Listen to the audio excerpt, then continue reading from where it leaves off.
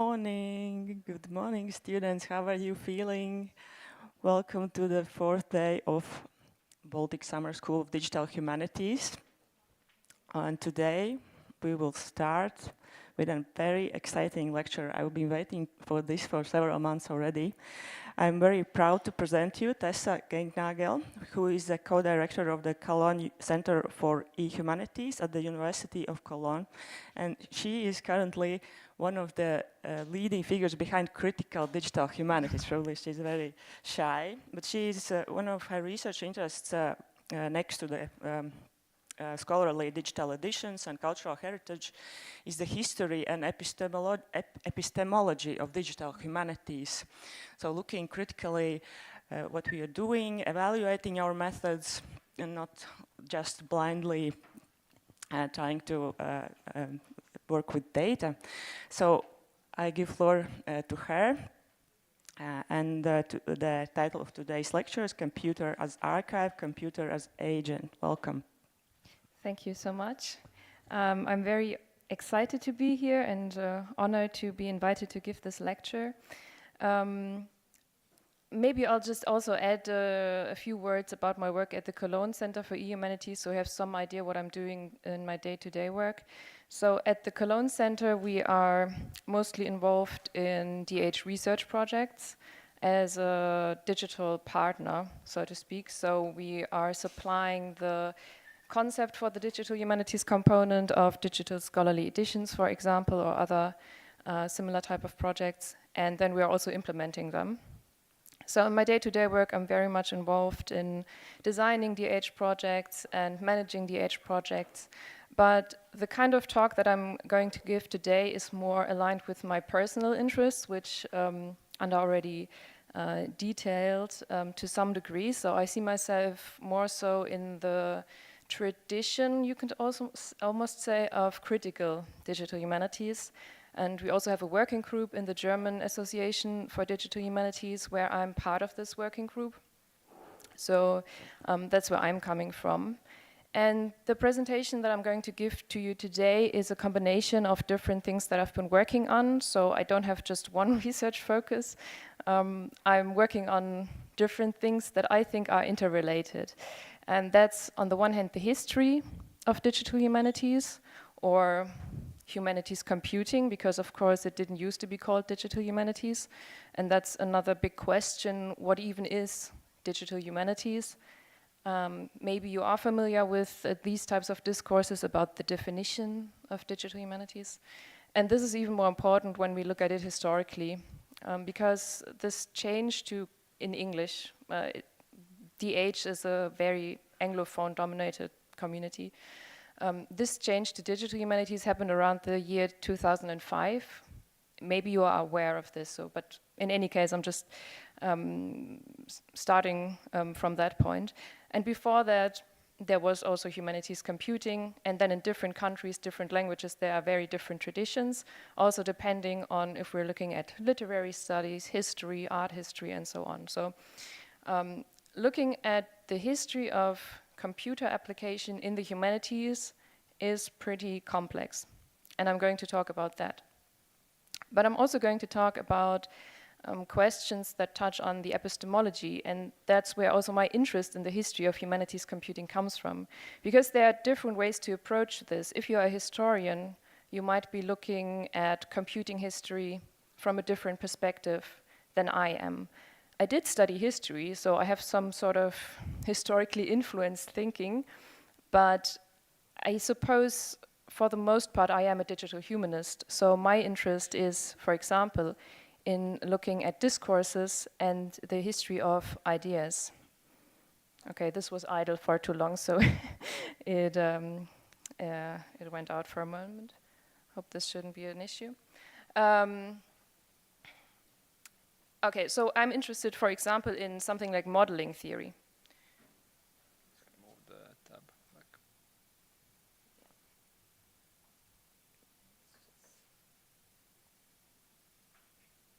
I think it's because now Yeah.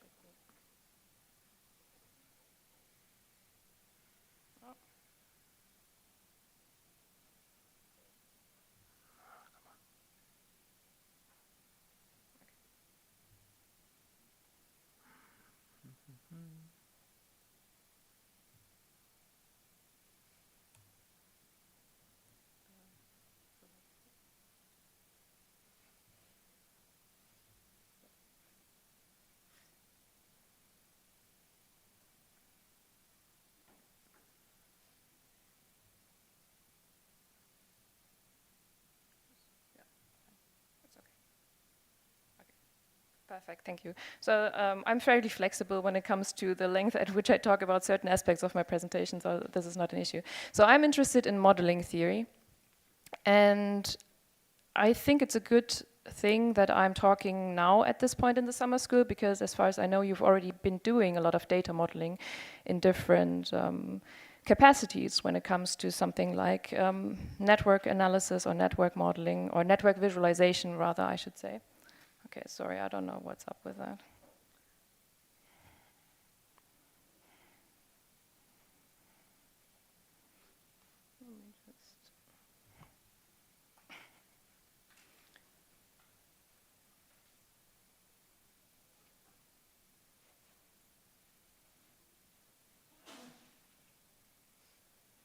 Okay, I hope it'll stick around this time.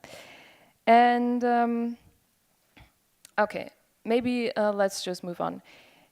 The thing is that a lot of things that we do in the digital humanities are influenced by methodology from information science and computer science, and that makes a lot of sense because we're using a lot of computational methods.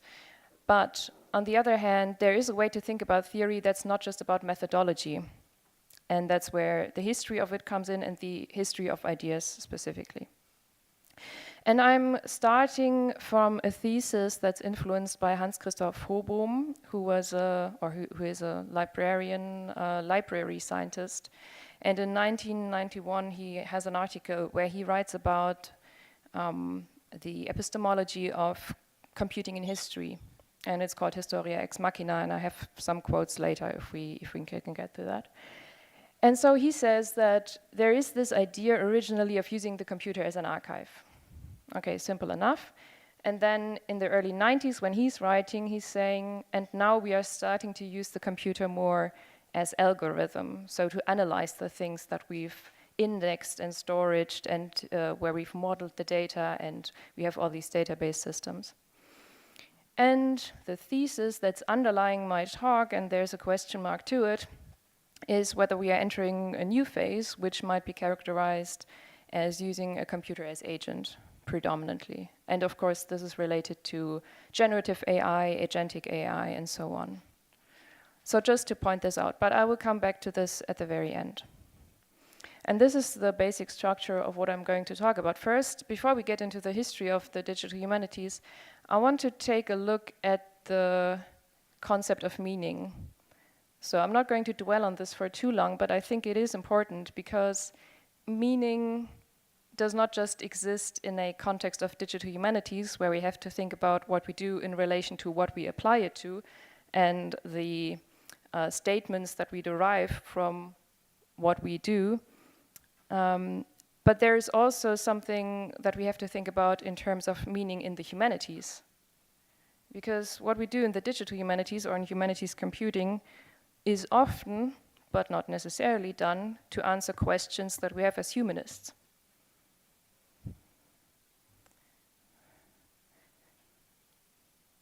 And that's why I want to start with that, and then also go on a little bit of a tangent again about the definition of digital humanities. And then we get to the history of it, and then to modeling, because I think that is one of the core areas of the digital humanities where we can think about it as a metadisciplinary epistemological task given to computing in the humanities.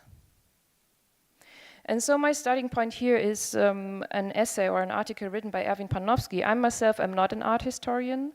I did talk about art history in my dissertation on digital scholarly editions because I was writing about the idea of editing material that's not just text, and then it also goes into semiotics and other areas, but art history is obviously also a big part of that.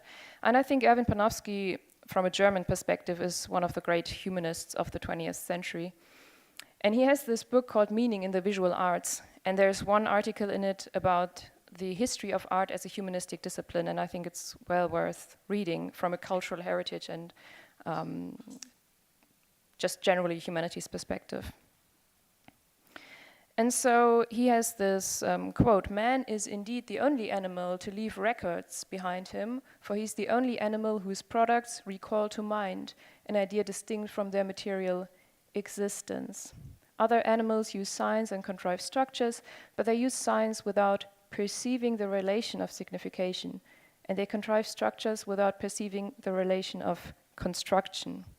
And he goes on to say, to perceive the relation of signification is to separate the idea of the concept to be expressed from the means of expression, and to perceive the relation of construction is to separate the idea of the function to be fulfilled from the means of fulfilling it. So we don't have to go into this too deeply, but I think the idea is clear. He's talking about the fact that, and this is one approach to what we do in the humanities, obviously it doesn't cover everything that goes on, but he says that there are these types of records, as he calls them, a kind of material survival of some sort of what we call cultural heritage, expressions of thought and culture and human existence that goes beyond traces of a physical existence, of a material existence.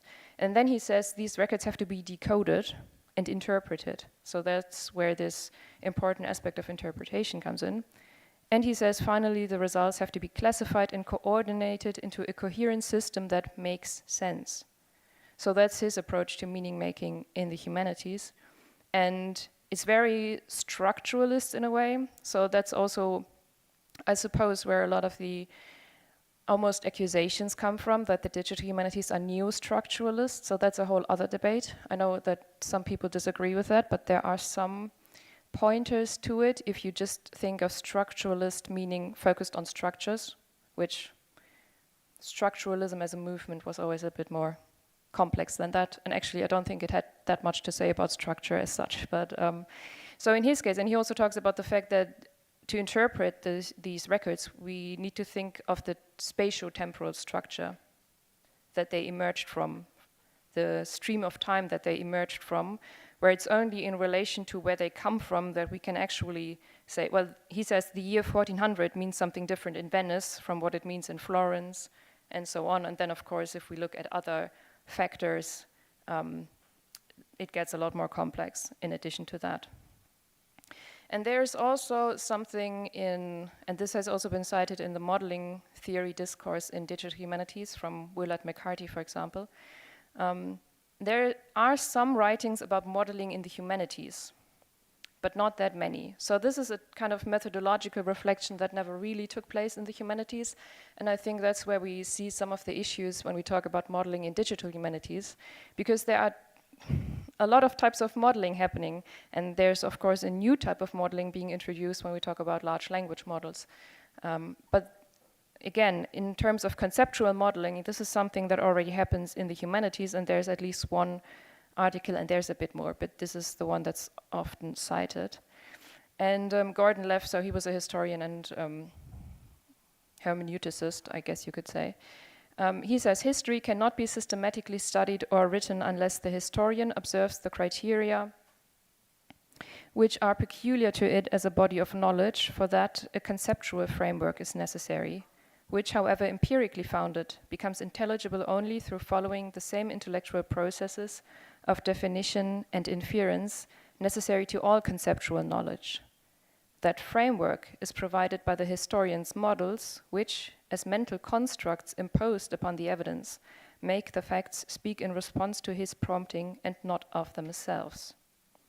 So Panofsky also talks about the fact that there needs to be a frame of reference that we can relate the one object or the one phenomenon or whatever we are looking at. We have to have some frame of reference in terms of spatio-temporal structure, but also in a broader sense of where we are embedding it into, and so the type of contextualization that we do. And you can see from this type of thinking that this already exists in the humanities, and of course the way we structure the periods of history, for example, would be some type of modeling, some type of conceptual modeling.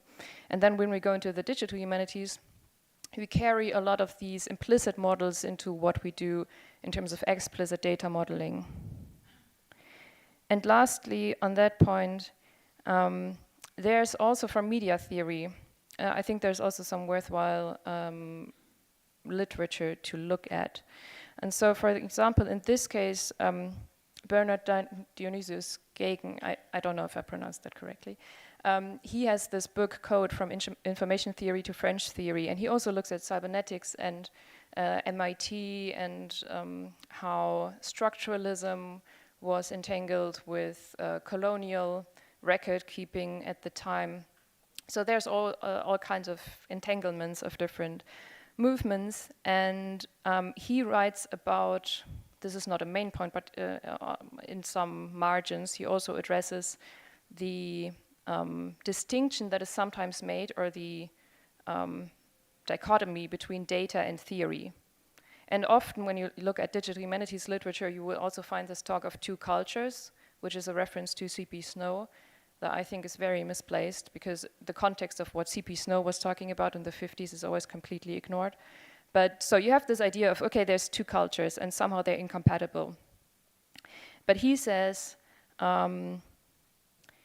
that the supposition of incompatibility speaks less to enduring methodological alternatives than to ongoing struggles over distributions of interpretive power and credit within a broad theoretical community. And then he follows up, this means present struggles over cultural analytics cannot be addressed in terms of two cultures or simplified oppositions between data and theory. Rather, the problem of cultural theory is immanent to digital humanities. Conversely, digitization and communication theory structure cultural theory and its notion of signifying systems. And so he's writing about digital humanities in a sort of narrow understanding, which is very influenced by an Anglo-American view of digital humanities as being about literary and linguistic computing, which is also where digital humanities history sort of, or historiography gets its start. But in any case, I think one of the things that's important when it comes to what he is writing about is the fact that, and he doesn't even say this explicitly,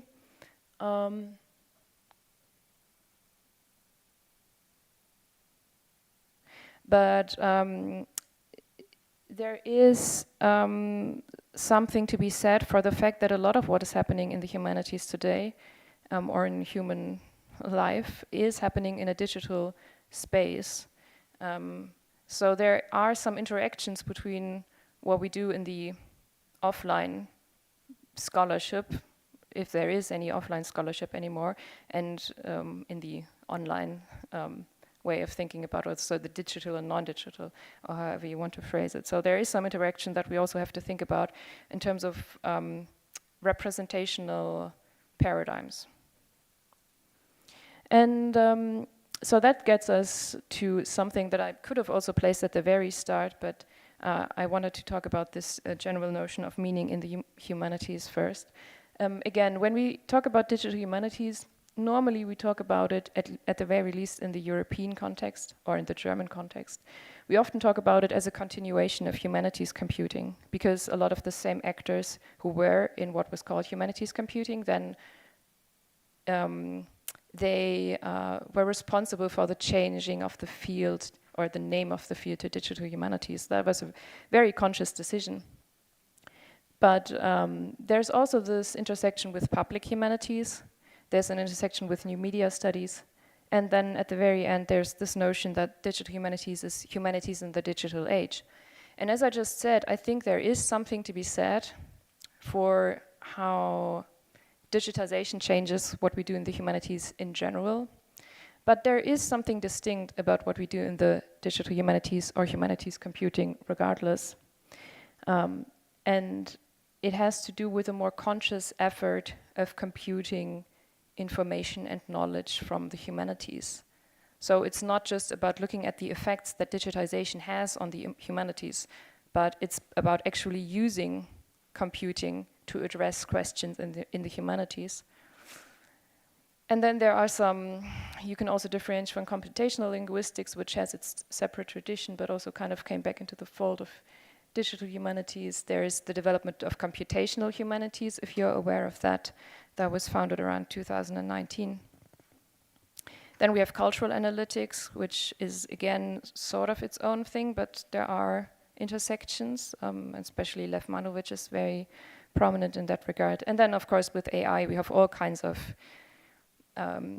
intersections between humanities and computing or the digital that are birthing all kinds of literature and discourses. So it can be a little difficult to look through that. But critical DH, you would think of someone like David Barry, or you would think of someone like Anne Catherine Hales, who's not primarily a digital humanist, but I think a lot of her writings are relevant to what we do in the digital humanities. And so here's just one example from our center, and this is work in progress. So this is not in any way, shape or form like a final presentation of anything we've been doing. But this is the type of thing that you probably are working towards also in what you learn at the summer school. So we want to learn about knowledge modeling, about data modeling, about the relation of entities to each other, and to use that to navigate, for example, in this case, conceptual knowledge that is derived from work on some sort of knowledge domain. And this is an old slide. This is in no way a taxonomy, but again, just some of the things that you would traditionally have expected from digital humanities. And you can see it's a wide array of things. And when we look at changes that are happening in the field now, they are entering this at different stages. So I think we do have to differentiate, but the focus of my talk is more so general, because if we only look at the singular use cases of what we're doing, if we're looking at the singular method and the singular outcome, we don't have a way, if we don't have a theoretical framework, we don't have a way of addressing how this is meaningful in a systemic or systematic way. So for me, at least, that's the reason to address theory. Theory, if it's just theory without application, that's no good either. But if we have application without theory, again, we don't have a way to give it a systematically relevant meaning. Okay, so let's take a look at the history of humanities computing and what it might tell us about some of the ideas that are underlying how we think about computing and what we can do with computing. Because it's not so much about what computers can do when we look at digital humanities. Normally it's about what computers can do for us or what we can do with a computer. But those are all very different things. And so the history of digital humanities, even if we don't think of it consciously as a continuation, what we're doing, even if we don't think of it as a continuation of what came before, there are a lot of these conceptualizations that underlie how we approach what we do. And so this is, I think I have time to play this in full, it's just 1 minute. This is a promotional video from IBM. I don't know if you know, IBM as a company was very involved in the history of digital humanities and humanities computing. And so this is going back to the basics of the history of humanities computing, which is normally traced back to Roberto Busa, who was a Jesuit priest and an Italian. And after the Second World War, he goes to IBM, to New York, to the CEO, because he wants to create an index of the work of Thomas of Aquinas. And so there are all these anecdotes about how he goes to the CEO and convinces him to help him with this humanistic endeavor. And then in 1958, after the Dead Sea Scrolls have been found, IBM also latches onto that and the idea that there could be a computation involved in the reconstruction of text.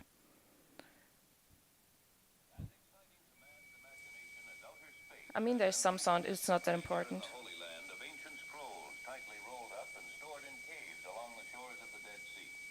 Scholars are still carefully studying their rich story of a religious community 2,000 years ago whose ideas seem to be the forerunners of Christianity. But the Dead Sea Scrolls are very old with many parts missing and must be treated with great care to preserve them and then studied with all the resources of the human mind. One of these resources is an electronic data processing machine, the IBM 705, which a Jesuit priest and an IBM engineer have taught to serve this ancient branch of scholarship by compiling an index. Father Busa and Paul Tasman have put almost 30,000 words on punched cards rolls of tape. In analyzing and interpreting very old documents, it is important to know how often each word appears and precisely where. This takes most of a scholar's time. Months of drudgery which each must perform for himself are minutes' work for the computer. The computer can also provide missing words by using mathematical probability techniques. Not only does this machine help man plan his future, it lets him understand his past. Okay, so of course technologically this is not that interesting to us anymore, the way they were working with punched cards. I mean, in terms of media archaeology, this is interesting, but not so much in terms of what we do today. But what is interesting is the areas of application that they are looking at the time and that they are looking to use computing for. And a lot of them are exactly the ones that we are using it for today. Machine translation, the automatic collation of manuscripts, automatic transcription. So a lot of these tasks are very similar to what we see computers being used and have been seeing them being used for decades. And a lot of this is rooted in this idea that the computer is a helper or servant, some of them call it a servant, that takes over menial tasks and just performs them a lot faster. And so now the scholar can spend their time on more interesting aspects of the work. And I mean, that's fair enough. It's a very valid understanding of what a computer can do. But still, I think it's very interesting that in some regard we haven't moved on a lot from the idea of where this could be applied. And then in 1960 there is a symposium in Tübingen. I'm going to play the clip but without sound because again it's not that important in this case. But in 1960 there is an international symposium in Tübingen, and there, okay, it's frozen anyway. And there we have again this idea of encoding information on punched cards. And what's interesting about this international symposium are the people who are there. So you have a lot of the pioneers in literary and linguistic computing, but you have also someone like Peter Thoma from Georgetown University. He's coming up later in the clip, this is not him.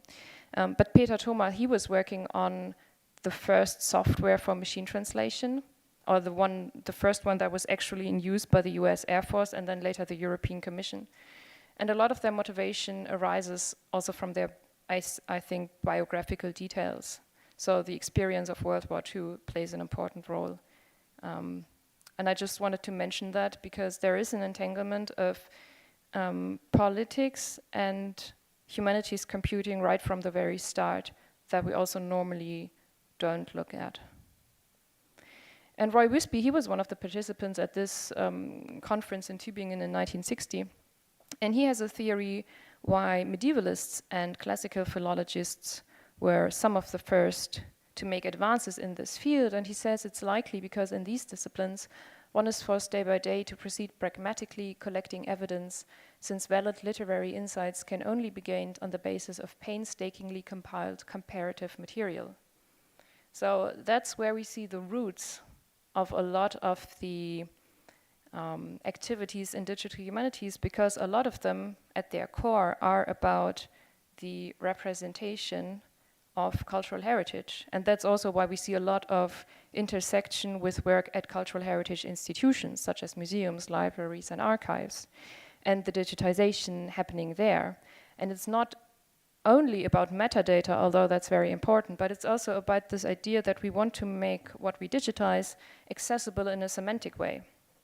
So there is something in there that we recognize, and we do gather this knowledge through our scholarship, and now we want to make it machine readable so we can query it and analyze it in some way. And that's also why this idea of something like TI, text encoding, comes from, although there are question marks around that, but a lot of it becomes about encoding information in this context.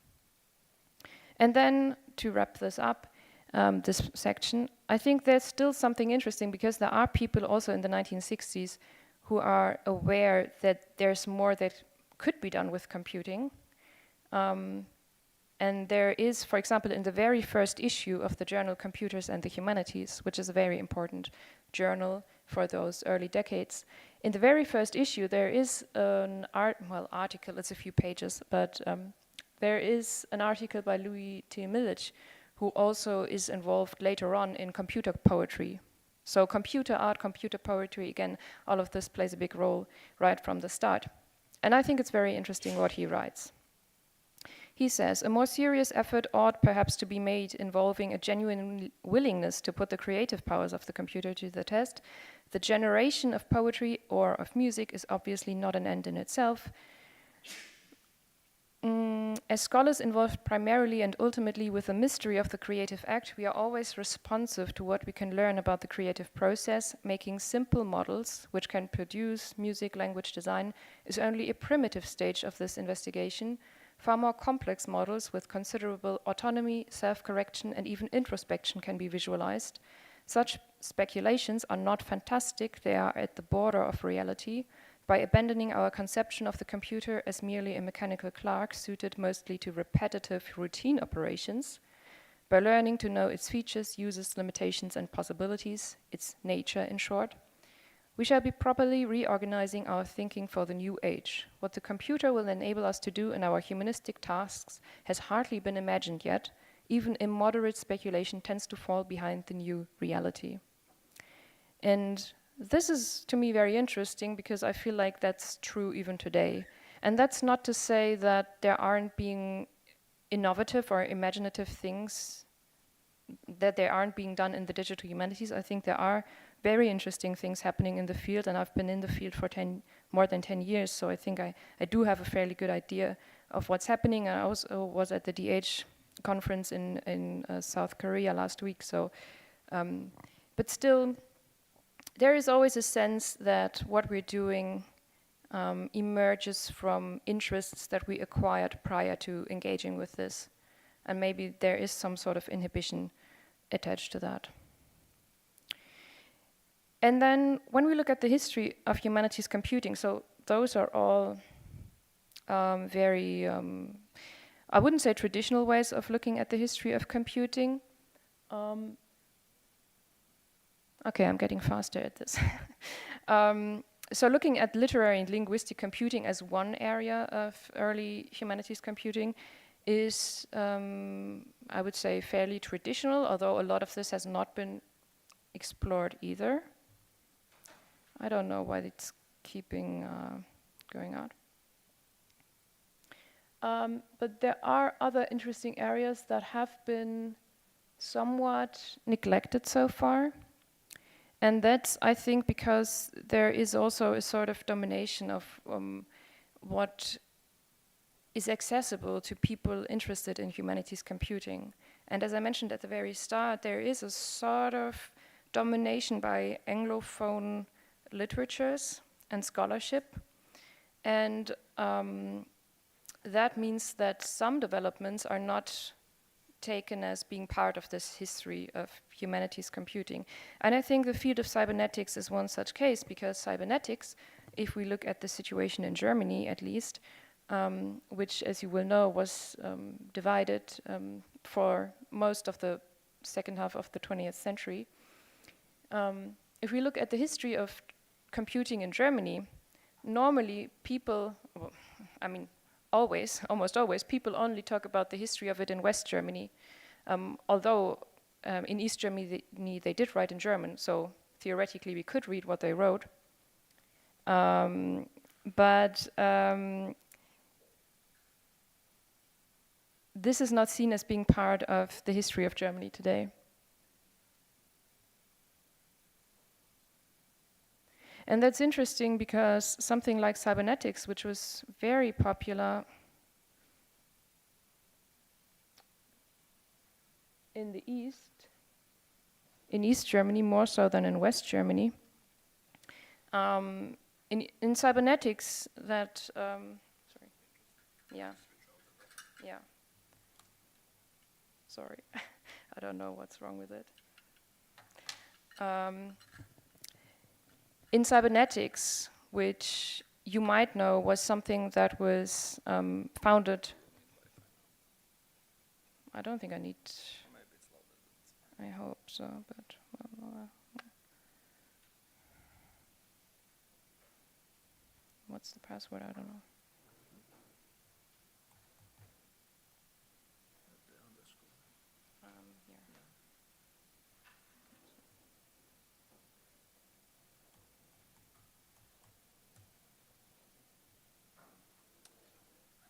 It will be better. Yes. Okay. Yeah. Yeah. Thank you. Um,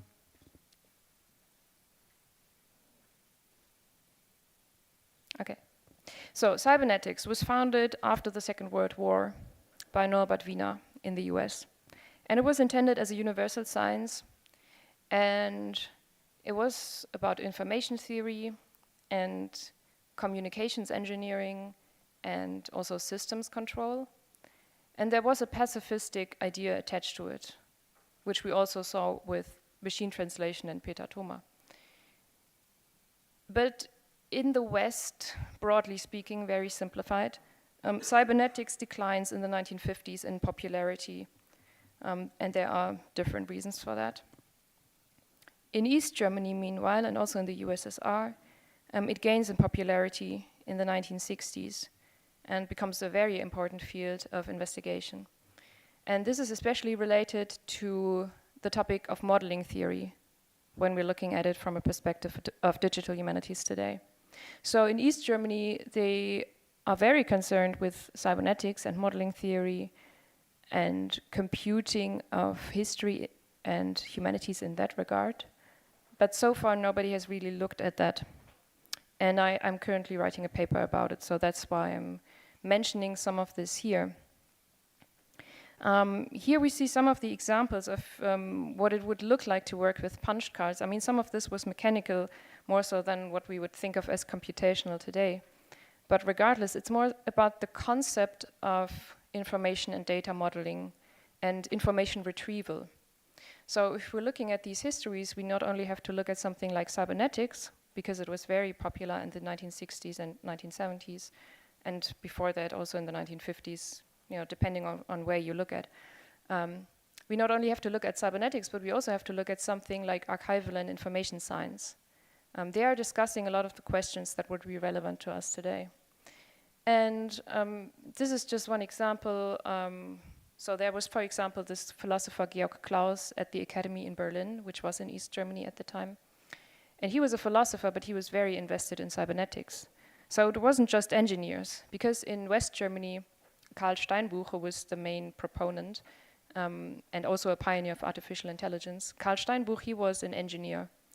And you could also look at the biographies of these people and how their involvement in the Second World War plays into all of this. But regardless, you can see differences. And I think this type of ideological disambiguation that arises from the overt competition of systems in the writings of these people, like I'm talking about the discourse here, that's something that's very interesting to look at, because of course we don't see that in humanities computing or digital humanities today, not to that degree. And so I looked at a lot of documents, and this is strictly from the perspective of East German historians and philosophers and writers who are concerned with these things, and they define themselves in ideological opposition to West German academics. And these are some of the aspects that they highlight. So in East Germany, they say, we are doing our information modeling in history in a way that's value-based, because we have to do it in this way. And in the West, they are saying they're doing it in a value-free way, but that's not possible. And not only is it not possible, it's not desirable, because it would undermine our political goals. And there's a lot of interesting writings that we can look at for that. I don't want to go into too much detail again here, looking at the time, but still I think it is important to get some idea of the type of literature that I mean. So we have someone like a historian like Alfred Lösdau, and he talks about this aspect very explicitly, and he's a party loyalist, so I should add that. And he, for example, goes into this whole, he doesn't reject cybernetics wholesale, but he says the cybernetic de-ideologization, which he attributes this to Western sociologists and academics. And this entails, as a last consequence, the abandonment of socialist ideology. So you have a very complex situation where some people are in favor of cybernetics, some people are against it, and some of this extends to politicians. But a lot of the discussions that we see about quantitative methods in humanities, information theory, a lot of this connects to that, because there's no clear field in which these discussions take place. Computer science as well is only forming. In West Germany, this happens under the term informatic. So there are, at least in the 60s, in this time, there's a lot of movement in that. And then you have also historians like Vorberger and economic historians. So a lot of the early histories of computing in history that we see comes from economic historians, people working with statistics, which they already did before computing even enters the picture. And so he connects to something that the Czechoslovak historian Jaroslav Purš says about cybernetics and history. And so, again, these are all things that are now being looked at currently. There's not a lot of literature to fall back on when we talk about these things, but I do think it belongs to the history of the field. And he says the tables used to measure these phenomena therefore already presuppose a considerable degree of knowledge of economic theory, and we agree with Purš when he asserts, without theory, there is neither scientific statistics nor scientific historiography. So I think that's an important point. And we would add, nor is there any application of cybernetics to economic historical phenomena. But cybernetics is not everything that is commonly understood by the term. Cybernetics is not merely the processing of large amounts of data by machines. That is at best a mechanical simplification of statistical work, and often an essential prerequisite for cybernetic work. Statistics too reveals relationships and has long since developed tried and true methods for this purpose. But from cybernetics, economic history surely expects above all a better elucidation of the inevitable relationships, including their quantitative aspects.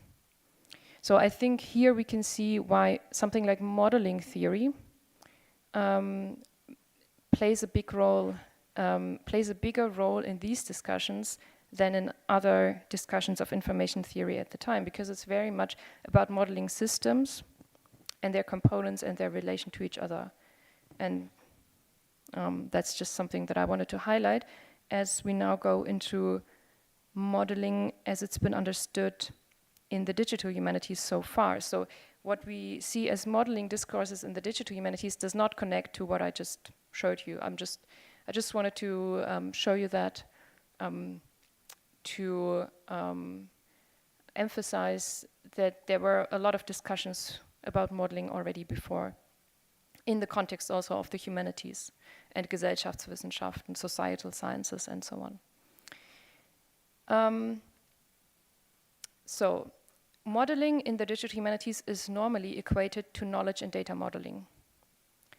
There are other types of modeling, and of course we see that a little bit with something like 3D modeling. But generally, when people write about modeling in DH, and when they say that modeling is at the core of the digital humanities, they do mean knowledge and data modeling. So there is an epistemic paradigm attached to it. And I do think that's interesting, because as we just saw, there can be ideological components to modeling concerns, because they approximate the making explicit of a worldview. And that might also explain why there might not be a crisis of modeling in the age, but it explains why crisis in the world may be reflected in modeling concerns. I think that's something to keep in mind, because modeling is meaning making or making sense in the context of the digital humanities. And there's a lot of publications about it. There's an article by Dinara Gagarina about data and knowledge modeling, and lots and lots of literature. And a lot of it looks at modeling through a semiotic lens.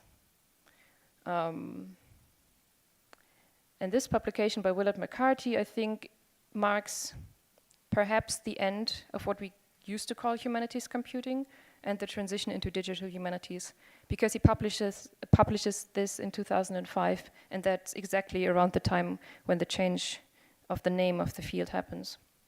And he has a chapter on modeling in it, which is often cited as a very important publication. He has also papers that he later wrote, but they are not as present in the discourse.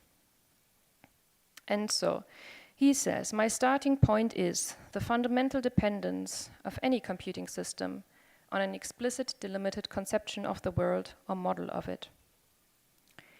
By modeling, I mean the heuristic process of constructing and manipulating models. A model I take to be either a representation of something for purposes of study or a design for realizing something new. These two senses follow Clifford Geertz's analytic distinction between a denotative model of, such as a grammar describing the features of a language, and an exemplary model for, such as an architectural plan. Both kinds are by nature simplified and therefore fictional or idealized representations. And this connects to a history of modeling theory that goes much further back, even to someone like Hans Weihinger, who was a neo-Kantian philosopher who wrote about the philosophy of as if. And that was about fictions, and so that's a tradition of philosophy that's called fictionalism. But there, fictions are essentially taken to be models in the sense that was developed in scientific modeling after the Second World War, where there's this idea that modeling or models, their purpose is very much connected to a certain kind of usefulness. So it becomes about the usefulness of models for a certain application, but I would say that it's also connected to a cognitive turn in the philosophy of science after the Second World War.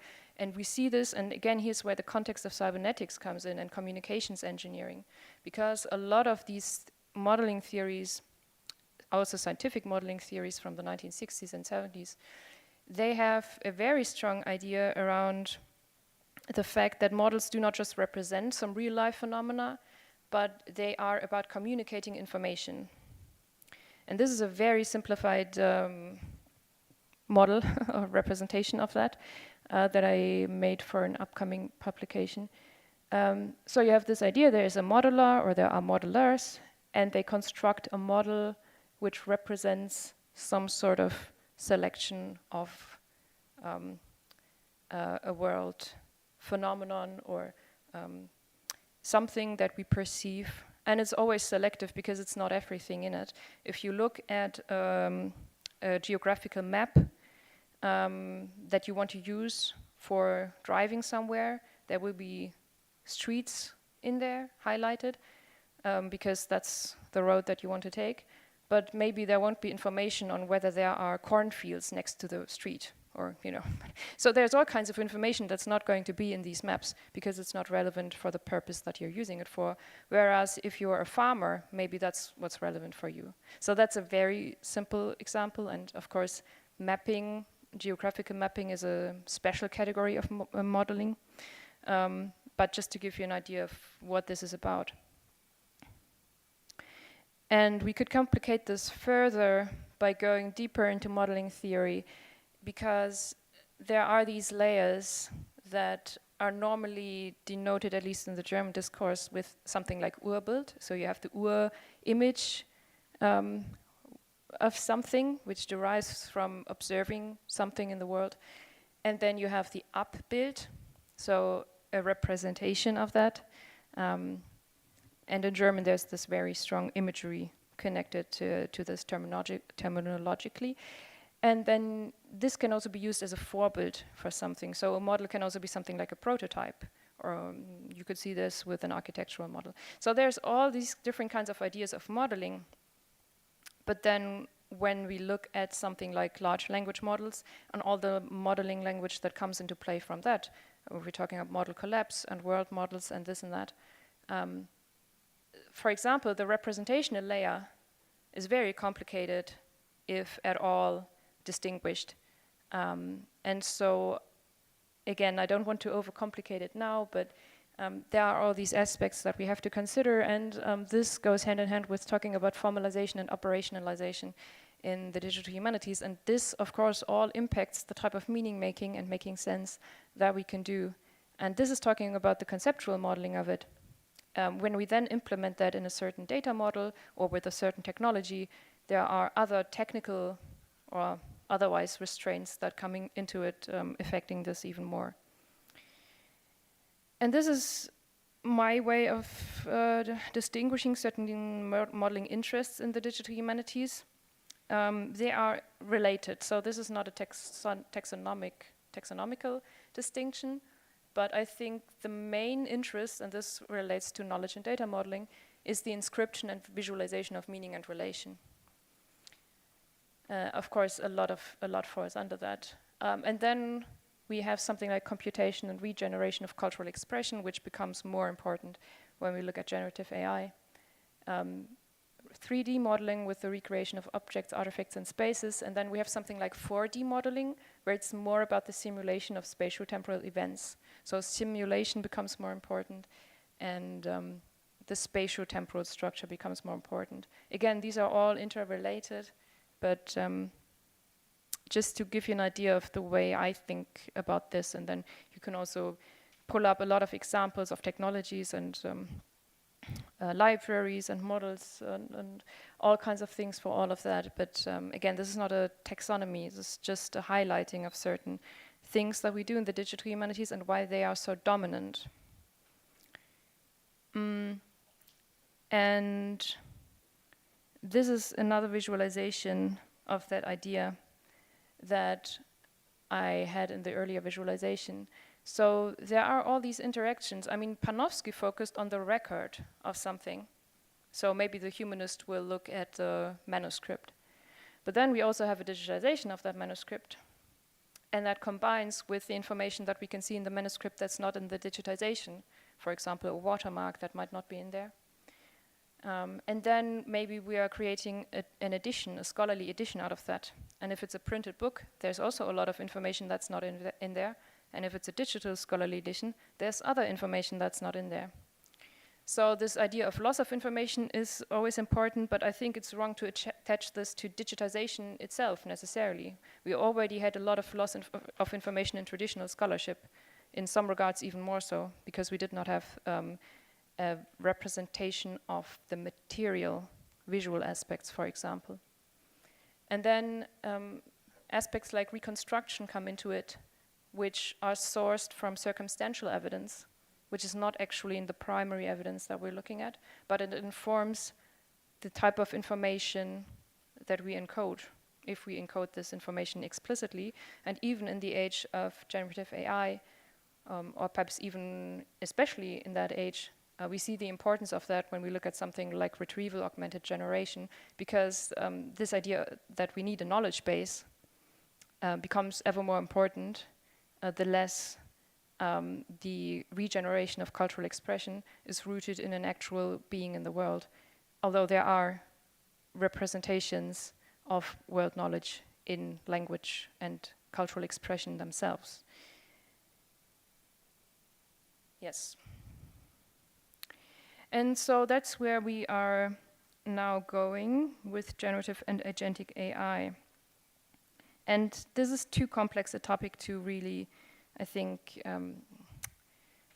get to the bottom of here. But I want to connect this to what I said earlier, that I think our imagination of using this is very much guided by the type of activities that we have been doing, and now perhaps we can do them faster or in autonomous loops, something like that. So there's a paper by Christopher Pollin and others about, this is in the context of scholarly editing, digital scholarly editing, and they have this visualization, and they sort of, I mean, when you look at the types of things that LLMs and other, I mean, machine learning under the term deep learning has been something that's been discussed in the field since at least 2017. I mean, also before that, but in the terms of deep learning was really that it became more of a discussion in 2017, and artificial neural networks also became a big point of discussion in 2017. So there was already a lot of talk about using certain technologies for certain scribal detection and this and that. But still, I mean, we're in a different world now. And a lot of it is about OCR, a lot of it is about named entity recognition, for which we have traditional natural language processing methods, and some of which may work better and some of which may not. Then, of course, translation and retro conversion from print is a big thing, at least in the German context, because that's where people are coming from in the humanities and what they want to have done. And then something also like UI, UX design. And in another paper by Michael Schonhardt, he is demonstrating their workflow in the project that he's working on. And again, you can sort of see where this enters into it, the training, the fine-tuning, using certain models for certain things. I'm not saying this in any way negatively. I'm just pointing out that there are specific use cases for these things so far. And sometimes the question is whether these are the best use cases for a certain technology. Maybe certain technologies would be better used in other ways. But we're almost never thinking about it from the perspective of what is this technology good at. We're thinking about it from the perspective we are doing an addition project or we're doing certain things, and now we are looking at, okay, maybe this can help in parts of the process, or maybe this has certain benchmarks that help us improve parts of the process, but the types of projects that we're doing are very much the same.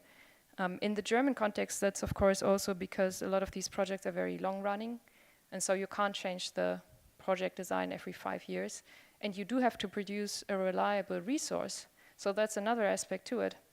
This whole idea that's been very prominent in the digital humanities, that we are trying to do something that's sustainable, which is extremely difficult in a digital context.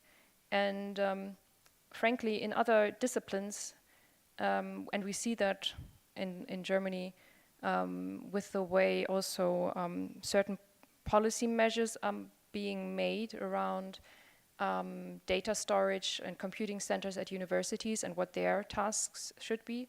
There's almost no understanding that in the digital humanities, we want to preserve a resource after a project is done. So we can't just throw it away. This is something perhaps not completely unique to digital humanities, but it is very special, and it's also connected to an open science principle that's been, at least since the 1990s, very entrenched in the field, and can perhaps be called its most ethical principle, or it's not the only ethical principle, but the most prominent ethical principle. And this is now, of course, also somewhat at odds with some developments that we're seeing. And so people are creating these types of matrices where they are trying to evaluate also the environmental impact and societal impact of using certain technologies. Maybe this is too far away from what projects are doing in their project work, but that's why we are seeing these types of discussions. And for example, at our center, so we do things like fragment matching in a new project with papyri from crocodile and human mummies of Teptinus. And again, I mean, we could go back to the Dead Sea Scrolls, and they were also trying to reconstruct text. Of course, our possibilities and capacities are completely different now, but the application scenario is fairly similar, because humanists are still interested in the same things, and digital humanities projects are often designed from a humanist interest first. And perhaps people who are active in the digital humanities also need to, perhaps they also need to say, okay, there's also things that we are working on in terms of methodology and epistemology that would be relevant for the humanities, but we can only do them from the perspective of digital humanists. And if we could prioritize those, I think we could make a lot of progress in different areas. And so this is just from another presentation, sort of parachuted in here. It's just to show that there are also you kind of have to differentiate on the way to something that we would call agentic there are lots of different configurations, and that was from June, so it's not completely outdated, but of course these things are moving at a very fast pace. And there are costs associated with it, so there's a pragmatic component. It's not just about which technology is best. There were technologies also, for example, in printing history that were much superior to the type of printing that we have today, also in producing something like facsimiles, but they went out of style because they were too expensive. Anyway, just to show you the kind of decision-making and thought process that goes on at a center like ours at the moment when we're thinking about how this changes processes. But it's always about certain steps in a workflow. And so far, I think it has not really impacted the overall project design. Which brings me to the end, and I think I'm still on time. So as I mentioned, this idea of computer as archive and computer as algorithm, I derived that from this article by Hans-Christoph Hobum. And I used to think that he was very correct in his assessment, but after looking at the history of humanities computing more, I don't know if I completely agree with this timeline that computer was always thought of as archive and then as algorithm, and now it's thought of as agent. I think rather we see something that, and I think it was David Barry who said this, we rather see that all of these things are at play, and that our imagination about developments, current developments, and I think I've stressed this throughout enough, fits into these categories. And so, to quote David Barry, I have it in my notes. I think I wrote this down from a presentation that he did. I hope I'm not misattributing something to him that was not said by him, but I think it was from David Barry. To quote, "This is to situate the age within the humanistic disciplines more firmly in relation to meaning, and asking what is a life worth living. In other words, there is an urgent need to reconfigure quantification, formalism, and instrumental rational processes away from domination and control towards reflexivity, critique, and democratic practices." Of course, that's in a context of a talk that he was giving that also went into different topics. To continue the quote, "To give an example of this, we might look at the emergence of a new technology, artificial intelligence. One would think that the age would be able to offer a substantive way of thinking about it, but in actuality, AI tends to be squeezed into the foundational categories of the age by its practitioners, who move swiftly to ask about artificial intelligence as a tool and artificial intelligence as an archive." And I think maybe as a last word, there used to be a concept of this before these new discourses came up, and that's why I named Anne Catherine Hales at one point, because she talked about cognitive assemblages, and I think this is something that we need to discuss in that vein, but we didn't do that beforehand either. So this idea of interdependence on the systems that we're working with, because it somewhat goes against the idea of a singular scholarly authority. And perhaps in that way it's also a challenge to the core of the humanities, and which I think maybe tends to be most ignored by those who actually care the least about what's actually going on in the digital humanities. So that's also an observation that I have.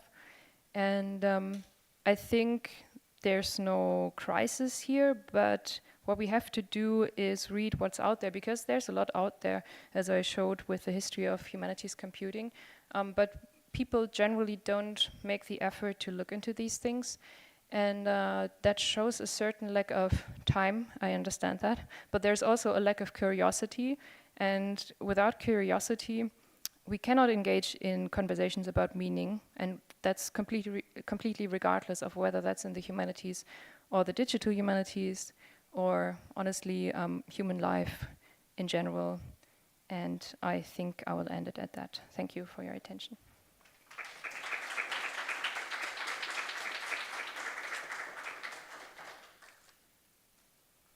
Thank you, Tessa. This was very thought-provoking. I'm looking at Hans.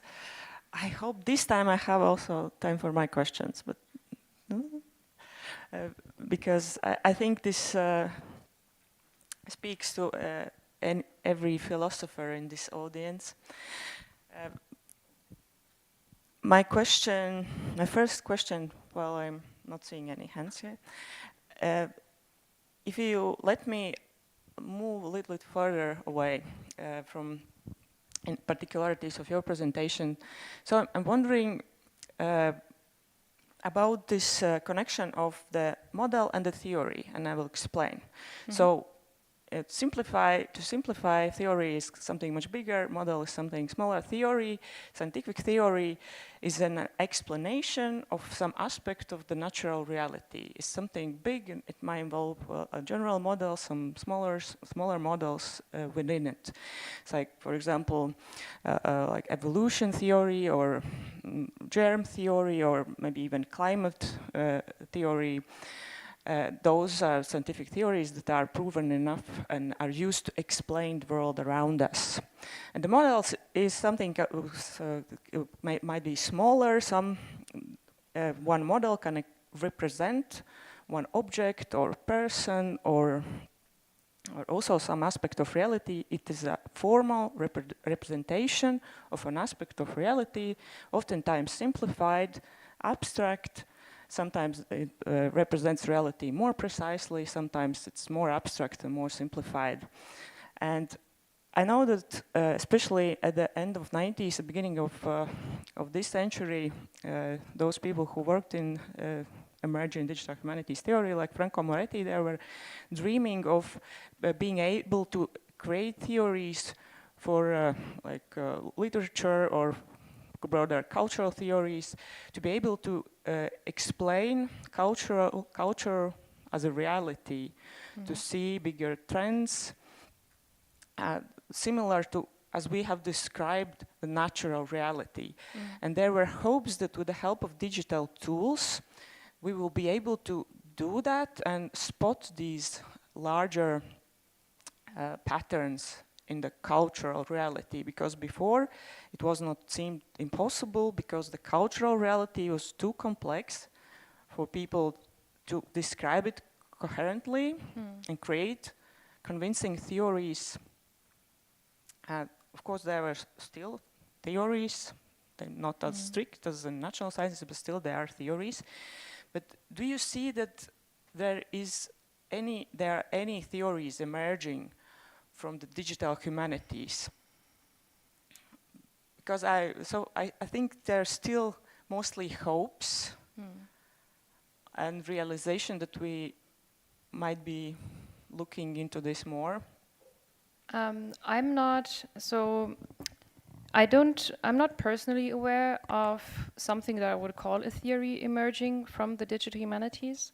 I think so far what we've seen are concepts or methodologies or conception. Sometimes they're more concepts than specific methodologies, but certain methodical or methodological concepts have emerged that have been very impactful, which is also why someone like Franco Moretti and distant reading is always, so there's more an idea about how to look at certain things that's emerged. I would also say that there is an issue in the sense that, well, first of all, and also Rabea Kleiman has talked about this, when we talk about theory in the digital humanities, we normally talk about methods and methodology. But there's also, I think, we don't really have a definition of what we mean with theory. And theory is a very, depending on the discipline and science that you're looking at, theory means something very specific in terms, and also the differentiation between theory and thesis and axiom and whatnot. And so what we're talking about in the digital humanities is often more so influenced by a soft, putting this in quotes, soft understanding of certain terminology from cultural disciplines. The same goes for terms like experiment. So we're not using this in a very hard-coded scientific way. It's more of a general understanding.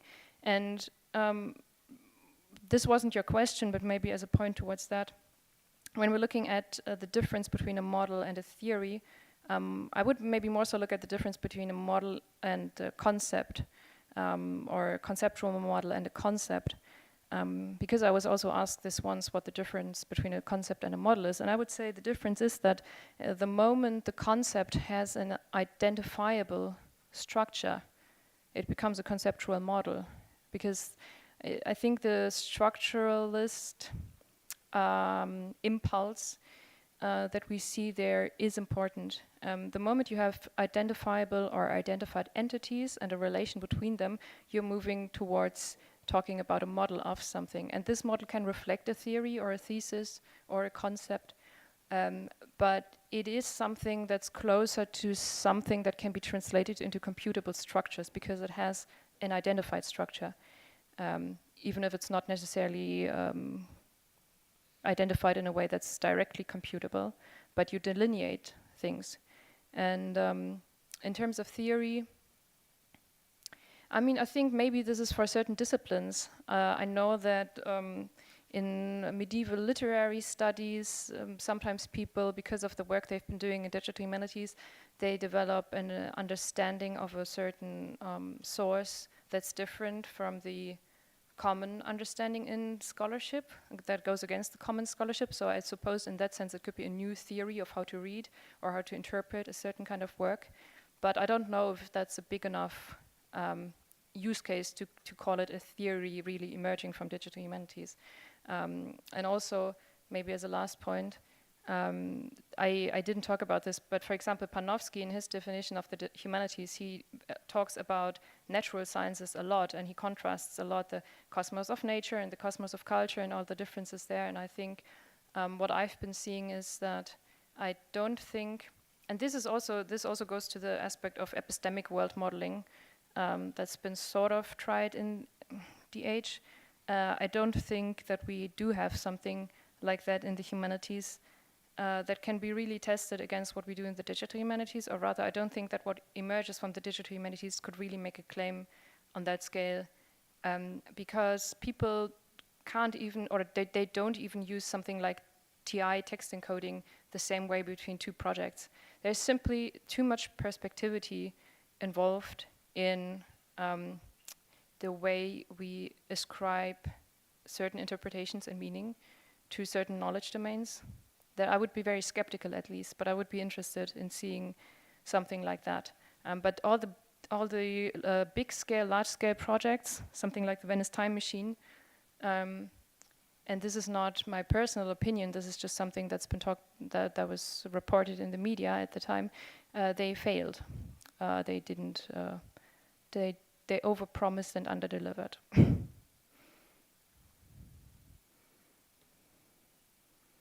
Meanwhile, other comments from the audience? But I would be glad to just do discussion. But yes, please, audience. Okay. Yes, thank you so much for the fascinating talk. I have like two questions. One question was to just see the slide again with the AI risk. This one? No. No, that even further back. It was about the social. From Jonathan Jalstella, Oh, okay. That was from his paper for the Academy in Mainz. Okay, that looks very interesting. Okay, but now the real question. You talked. You had a huge variety of topics, and you also highlighted, at least what I understood, also a lot of what you could imagine also as gaps. Woman missing in the video about Father Busa, not talking about politics, not talking about East Germany or the East or the Global South. And then you talked about modeling. And my question is like, if modeling is a conception of the world, and are these gaps a problem of the modeling, and what are the implications? What do you think about this? I mean, the models reflect, at least in the traditional view, the perspective of the modelers. Of course, the more something enters into it that is not a conscious representation, but involves implicit data biases, for example, by using LLMs in research without exactly knowing the kind of data bias that is involved. That is something that enters into it in the sense that Lauren Klein and others talk about data feminism in the context, data bias in the context of AI use. So in that, it's more about, and of course, I mean, models, if we're talking about knowledge representations for certain knowledge domains, they will reflect the gaps in the knowledge and also by whom it is modeled. But again, like what I'm saying is that there are more complications entering into it, and these groups and also people, they tend to be the ones focusing on that the most or calling attention to that the most. I'm not sure if it completely answers your question, but yeah, that's what I would say. So, I mean, the model reflects, but it's both conscious and subconscious. It's not, I would not say that it's necessarily a problem so long, I mean, it is a problem in terms of what it means about the workplace and so on, and Buza and Julian Nyhan has written about that a lot. But I mean, in terms of what the model represents, it simply means that we have to be aware of what's in it and what's not in it, and so that's also why you see developments, something like data envelopes. So trying to publish data in a way where you actually describe what's in it and what's not in it, which doesn't completely eliminate the perspectivity of a model, but there are ways to address that a bit more consciously. But yeah, there's a lot of factors at play. Any comments? Yes? Okay. I was hoping that I will be able to talk the rest of the time. Just kidding. Hello, thank you for the presentation. What you're talking right now about modeling and bias is an issue that I have with my work, because I'm modeling an identity in the early modern context. And also it's a bias from the ontology engineers. For example, by implementing CDOC CRM, you have issues because you can't talk really about social concepts. It's easier when you're defining, material culture, because CDOC CRM was basically made for modeling museum data and museum artifacts. But do you think that we can really model everything in regards to the living world, to the world that we understand as humans? I don't think so. Or at least I think the digital humanities, interestingly enough, never asks, can we model this? They just ask, how should we model this? But I think that's often the wrong question, because I mean, I don't have the answer, but I wouldn't be surprised if we found that there are things that cannot be encoded or modeled in certain ways. I mean, even if we only think about something like cultural heritage, if we suppose that we need some kind of digital representation to attach certain kinds of encodings to, there's also intangible cultural heritage. And then often also when we look at something like word modeling in these conversations, it's about video.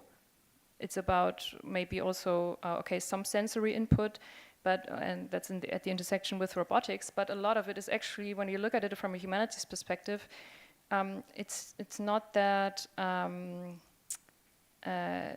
let's say, I mean, it's very narrowed down to something very specific. A video recording of something is not always, or often, it's not an adequate representation of what it shows. Like, it's an audio or visual, audio, maybe an audio-visual recording, but so the whole question of how do we even get a digital layer of representation to begin with, that's and then the modeling on top of that. But I think that there are things that are difficult, if not impossible, to model in a way that would be computable. Let's put it that way. Yeah.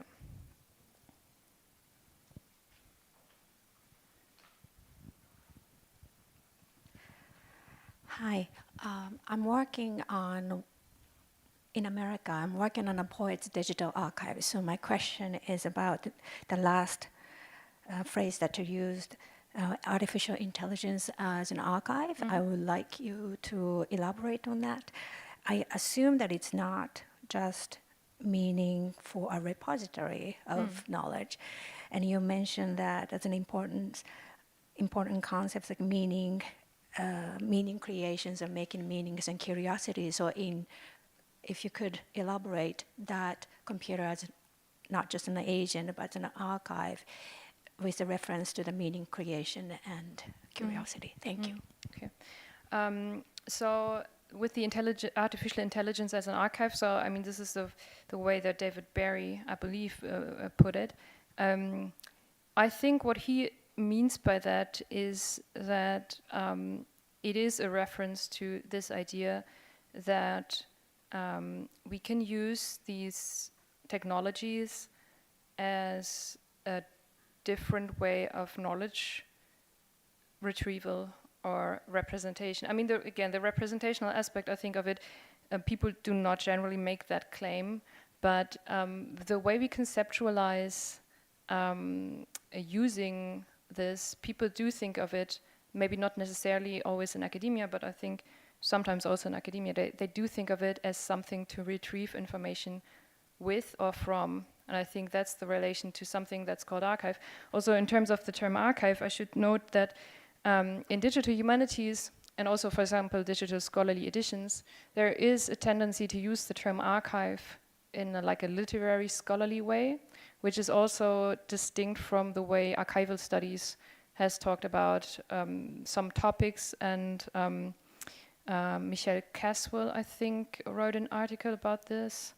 I don't quite remember now, but there are people also from archival studies who criticize the way the term archive is used in digital humanities in general. So it's a very general purpose term. And with digital scholarly editions, there's also this, okay, we're talking about the archival impulse versus the editorial impulse. So this idea of a collection of something that is maybe in some way, shape or form not close to being added to, but it's a somewhat enclosed environment. And for example, I think that when we talk about something like artificial intelligence, that's clearly not what's meant when people talk about it as archive. It's more of a living repository of information, but that's a very, again, that's a view on archive that just intermingles with this very general idea of archive as some repository of knowledge of information, not in a strictly data sense in the digital humanities.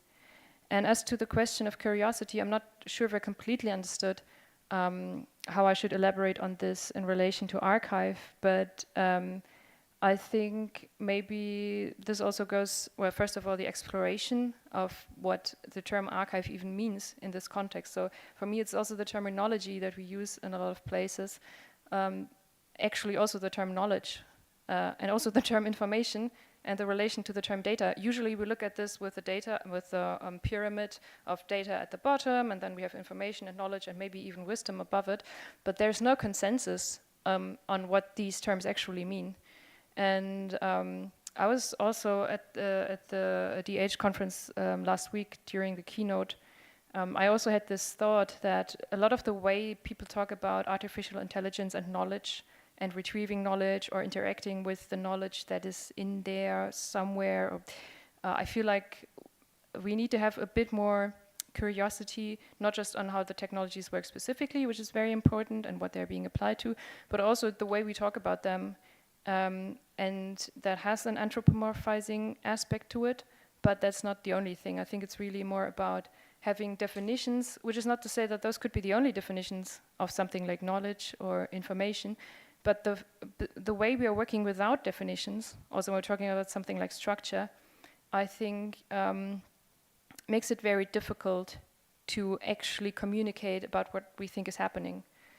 Because people use these terms, and also the term model is very famous for that. People use these terms in all kinds of ways, but then it becomes difficult to find a common ground. And I think also that's the task for theory work in the digital humanities, to propose certain kinds of frameworks to talk about these things, and then to have the curiosity to go deeper into both the history and the literatures and also other disciplines, what people have said, like in archival studies, and to look beyond the immediate vicinity and also in other languages and other countries and so on. And then also to find new ways. With the curiosity, I mean, for me that goes a little deeper because actually the term, for me there's also in the epistemology of the humanities, in the German context, there is a tradition of, when we go back to Dilthey, and this has been also, there's different controversies or discussions about that even in the digital humanities context, but there is also this idea of something like empathy or the capacity for perspective taking playing an important role in humanities scholarship. And I think that would be something interesting to think about in relation to something like the technologies that we're seeing now. I can't completely say what kind of scenarios this would play a role in, but we've kind of eliminated even talking about that aspect of humanistic meaning making because it's become part of certain methodologies in certain fields, and so for me it goes into the broader epistemology of the humanities themselves. So I have a question that is very important for me.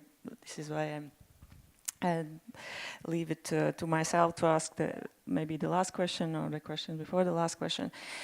So I am thinking a lot how large language models are affecting the way we do digital humanities, and also whether they would make digital humanities more useful or less useful to people, to researchers. And I try to distinguish between models, like what we need to describe the reality and how we used formalization of our questions before, just to being able to communicate with computers. For example, before we had topic modeling, we tried to cleverly ask the question to the computer, like combining keywords, thinking of clever methods, how to like extract information about the topic from the text, and we had to be very formal just to be able to convey this message to the program, what we want to retrieve. So we were formal just because it was the way how we communicated with the computer. And gradually, even before the large language models, there were ways how we could just do it without like being too formal, like just for the necessity of that. And when we have large language models, we do not need to pose our questions as formal requests. We can speak in a natural language just to ask the question. But still, models and structures are necessary for describing the subject we are researching, and how to distinguish between these models which just were needed for the communication of the computer and for those that are needed for describing the subject we are researching. And nowadays I see that a lot of the things that were important for digital humanities are just omitted because we do not need these structures anymore, because we can just ask questions. And again, other people are saying, no, let's not throw away structured data. Let's augment structured data with artificial intelligence. This is what we try to do at the libraries, because say we have this pristine data. And let's not just ask questions and enter chaos, but work with systems we already have. So what's your perspective on that? Yes, so I think in some regard there might be some practices in the digital humanities, for example, TI encoding, that I don't think they are going away, but there are discussions, and also I feel like a lot of conversations at conferences. The question is, for example, with TI text encoding, what are we doing this for? What are we encoding these structures for? If it's for certain type of queries, or if we want to find out certain things about a text corpus, then maybe we don't have to do that anymore, because we can just do a natural language inquiry. However, I think that there are some aspects to this. For example, with TI encoding, I don't have the impression that people have been doing it for more than 30 years, because they are doing a lot of analysis with the structures and the information that they encode. I feel like for a lot of people, it's part of the process of becoming aware of what it is that they are actually doing. And so I think that has been attractive to a lot of humanists, and that's why they've spent a lot of time on these kinds of things, like text encoding. And that's not going to go away. Plus, depending on what kind of information you encode, you might still want to use that, or things that we are seeing are experiments of having machine learning aided encoding, or TI encoding. So you make some training material and then the rest is encoded automatically, because for some reason people still want the encoding of these structures, and also because there are decisions involved in making these types of representations. But certainly the more it is about textual information, for example, or certain information that we have good methods of gleaning otherwise, I think there might be a change to practices coming. But as I also mentioned, something like retrieval augmented, if it's really, the more it is about representing certain types of knowledge and knowledge relations, I think the less it is going to be completely obsolete. But maybe it's going to be a bit more specific of what do we need to encode, because it represents our argument about a certain type of source and the way we see it at this point in time. And what are questions that we want to ask of the material that we might also be able to get to otherwise. But again, I feel like a lot of the encoding that has been done in digital humanities has not been specifically to then use that to address questions, which is also interesting.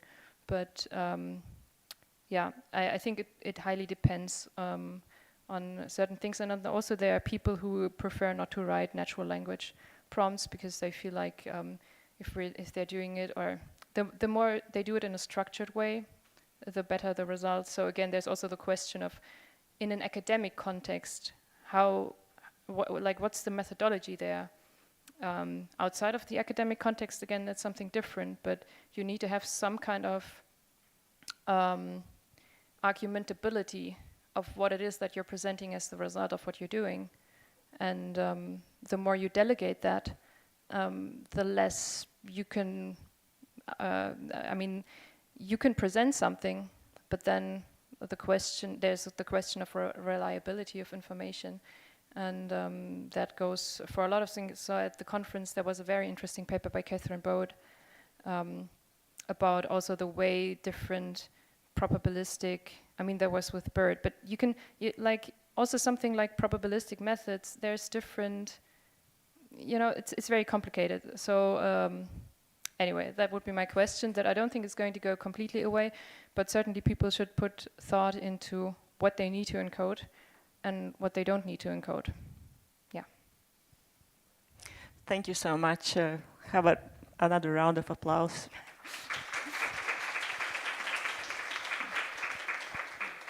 And with that, we conclude our streaming. And there will be a couple of housekeeping comments. How are you feeling about today's workshop, guys? Are you prepared? Have you read the materials?